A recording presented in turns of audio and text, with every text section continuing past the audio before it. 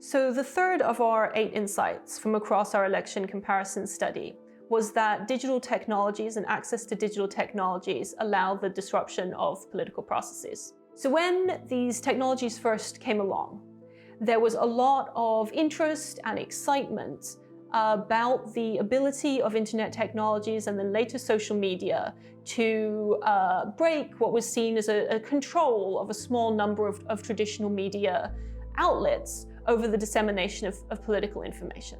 But of course, the way that these digital technologies and the way these affordances, these potentials of how these technologies might work, differed very much depending on the context in which they were used. So when we looked at countries and elections that were much more, where their media was much more controlled, where there was censorship, or whether there's control of reporting, control of information, we found that digital technologies were being used to disrupt that locked down political process, to get around in some ways these censorship restrictions, allowing a somewhat more free ability to discuss and engage in civic conversation online, some kinds of grassroots activism. But then when we looked in our country contexts that had free, robust, professionalized journalistic traditional media systems, we still saw these technologies being used by political actors to circumvent these political processes. But it was in a different way,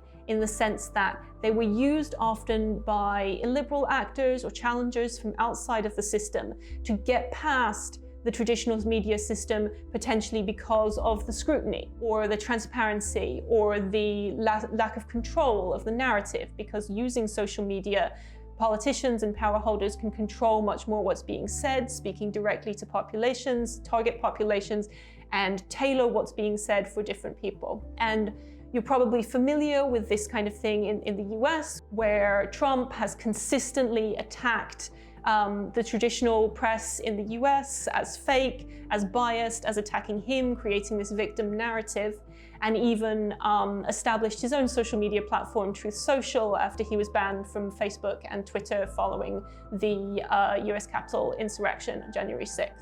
So Umar, you were studying the 2024 election in the UK, which I think has a similar kind of robust, transparent, well-structured journalistic system to the US. Were you seeing similar things there? So in the case of UK, which has a robust, free, relatively robust and free media, the parties such as Reform UK were consistently accusing legacy media such as the BBC of a bias. And this was despite evidence to the contrary, as people like Nigel Farage, who heads the Reform Party, he appeared on one of its flagship programs at least 37 times. But despite this, they were consistently accusing the legacy media of a bias. And to bypass this, they relied on social media such as TikTok and X. And we saw a consistent engagement of the audiences with the Reform UK's election campaigning across social media. So according to one statistic put forth by Sky News, Reform UK had the largest social media engagement during the elections in comparison to all other parties. This is despite them spending the least amount of money on social media campaigning. And we also saw evidence of bot accounts being deployed during the time of elections to support parties such as the Reform UK. And this was then reflected in the election results, wherein the Reform UK won at least 14.7% of the popular vote. And this clearly demonstrates a disruption in regular political processes, in that Reform UK took away vote from mostly from the right, but also from the left, and was able to secure this significant amount of popular vote. And so, again, this clearly demonstrates that illiberal actors or right-wing actors or populist parties use these disruptive technologies to bypass, whether it's perceived censorship or whether it's actual censorship, and disseminate their message across these platforms. So the Georgia 2024 election was a really interesting case that we had in our data set, partly because Georgia, in many ways, through this election, transitioned from a more free, more democratic country to a less free, significantly less democratic country after the election. So it'd be really interesting to hear from you a little bit about how social media and new digital technologies were used in the election, but then also after the election, as the country had changed so much politically. Yeah, so I think Georgia is a really interesting case amongst our context because it's a country which has relatively high freedom in the traditional media and has an open internet.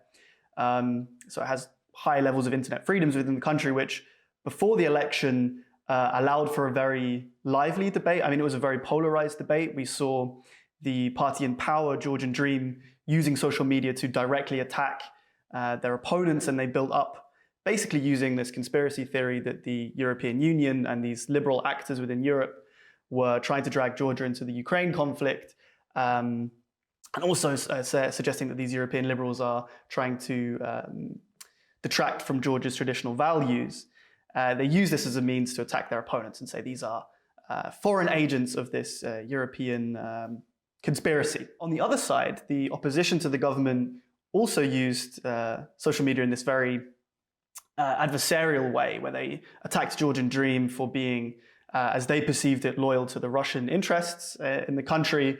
And this narrative of Georgian Dream being close to the Kremlin was quite effective in mobilizing voters. Following the election, as Georgian Dream has really started to clamp down on freedom of expression, on the journalistic freedoms within the country, and we've seen quite violent and brutal attacks on journalists themselves, which is really concerning for the development of democracy within the country. What we've seen is that social media has played this role within the protest movement of sort of fomenting grassroots activism between people. So as we've seen the first arrests for posts in social media, people have kind of transitioned their political messaging from the public sphere on social media, making public posts, to using the social media to network between protest groups themselves, to organize, for example, distributing gas masks as the government's been using tear gas, and also for legal aid, supplying it to one another. So it's taken this interesting form where it's gone from the public towards the private. And what that's also done is it's started to politicize spaces which we've not really seen as politically, as traditionally politicized within Georgia. So we saw, for example, family group chats between friends becoming these places for political discussion. And similar within smaller communities, you're seeing these spaces which are pages which are traditionally used for buying and selling secondhand items or for other kinds of public space being used now, being politicized by younger people or people that sympathize with this protest movement to bring this sort of opposition to what's happening in the country to a wider public. So it's been a really interesting transition there. But I think as we look forward, I definitely wouldn't be surprised, as the traditional media is now being clamped down on, as journalists are becoming the victims of violence, that this freedom that we see online will begin to be clamped down on by the government. So I think we're seeing some worrying trends, especially with these first arrests for social media posts. So in Southern Africa, we studied both the elections in South Africa and Mozambique in 2024, which have quite different media systems and sort of demonstrate both sides of the insight here. Can you tell me a bit more about how digital technologies were being used by political actors in both these elections? Yeah, so 2 years before the end of apartheid, Nelson Mandela said that his number one issue with freedom of expression in the country long term was going to be the makeup of the newspapers, pretty much exclusively dominated by rich white men. And a lot of effort in the post-apartheid context has been put into addressing that issue. And in post-apartheid South Africa, it's not perfect, but we can say that it generally performs really highly on press freedom. It's got a vibrant and antagonistic and truth-searching press that doesn't always align with what the government wants it to say. The public broadcaster, SABC, covers about 85% of the country. And this is, to be directly compared with Mozambique, far superior. So it's quite normal for Mozambique journalists and politicians, in fact, to flee to South Africa. And South Africa's become a safe haven in this region. Mozambique, by contrast, is dominated by newspapers and radio that is ostensibly run by and operated directly or indirectly by the government, the ruling party, Frelimo. So in both contexts, however, outsiders use social media to disrupt. So in the context of South Africa, you have Julius Malema of the EFF, and you have Jacob Zuma, the former president, who is now the president of the MK party, both which frame media as biased and against their agenda. Their alternative narrative on social media is ostensibly that white monopoly capital still runs and operates mainstream media, and that the ANC has ostensibly betrayed the socialist revolution and promise of the immediate constitution. In Mozambique, outsiders have no choice but to operate with social media. So Vinicius Monlande tours the country doing these speeches offline, but they're all live streamed. He is very adept at galvanizing the diaspora, especially if you look at the comments of any of his YouTube lives. He's regularly appeared on Facebook Live. He is very specifically trying to cultivate a sense of transparency and immediacy in his supporters. And this became incredibly effective in the context of the election in 2024. So international observers say that there's very plausible evidence for rigging and vote tampering.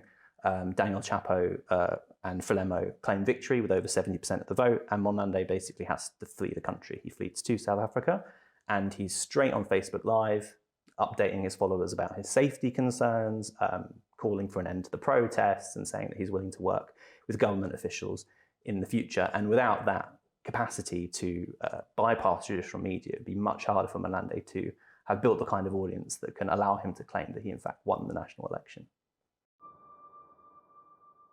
So the Mexican 2024 election was super, super interesting. I'm really glad to have had it as one of our case studies. Tell me a bit more about how digital technologies have, in this election and in previous elections, interacted with what would be a traditional, political communication process. Yeah, the use of digital technologies in Mexico goes back to the previous election in 2018. In that election, Morena, the left-wing party, deployed a very attractive strategy, mainly a focus on young middle class sector. And it was so effective that even the night López Obrador won the presidential election, he, in his victory speech, he even said that he was grateful with the social media platforms. So that gives us an idea of how relevant, even for him, social media or digital technologies were. Throughout his tenure in office, López Obrador maintained a confrontation against mainstream media. He was constantly attacking specific reporters or journalists. And on the other hand, he was very grateful and supportive of what he tend to call the independent, authentic, alternative media, the reporters that normally help him or support him. And now after the election, we have seen that Claudia Sheinbaum is maybe having a different strategy, less confrontational with traditional media. Within our project, we assessed and saw Morena as a party that was challenging liberal democratic institutions within Mexico. But interestingly, within the case studies, they were coming from a sort of left-wing perspective, unlike our other countries that we studied, where these challengers to liberal democratic processes in the country mostly came from right-wing parties.